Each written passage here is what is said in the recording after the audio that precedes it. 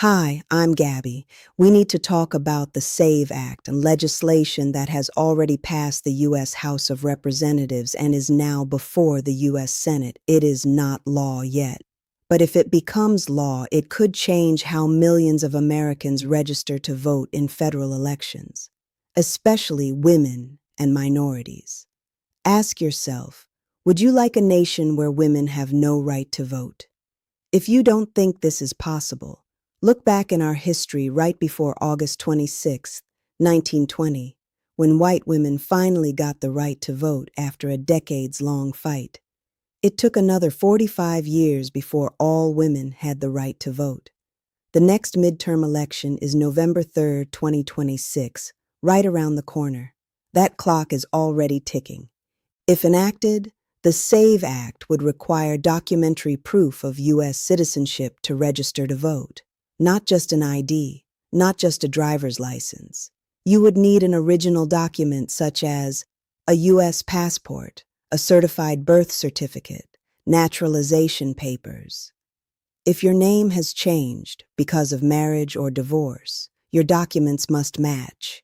And if they don't, you may be denied registration. Let's be honest, women change their names more often than men. Minority communities are statistically less likely to have passports.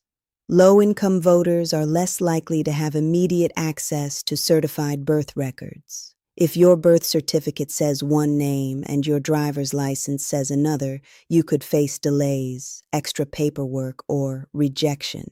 That's not drama. That's paperwork reality. Now here's the part people are not talking about enough.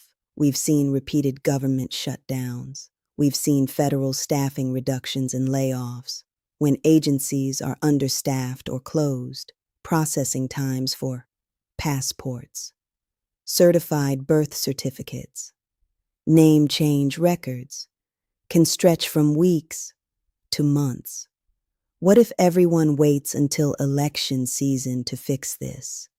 It will be chaos. You do not want to be in line fighting for documentation weeks before November 3rd, 2026. If the law passes and you're not prepared, you could be denied voter registration. You may be forced to appear in person. You could miss registration deadlines. You could show up ready to vote and be turned away. That's how voting rights get lost, not loudly, quietly. Here's your action plan. Locate your birth certificate. Make sure it is certified, not a hospital copy. Check that your legal name matches your current ID. If your name changed, gather marriage, divorce documentation.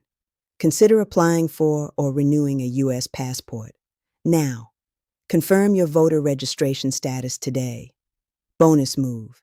Scan and securely store digital copies of everything. Do not wait to do this. Share this video with every woman and everyone that you know. Share it with your mother, your sister, your daughter, your church, your sorority, your group chat. Preparation is protection. Not only does your voice matter, your vote is your voice. Share this now with your entire contact list.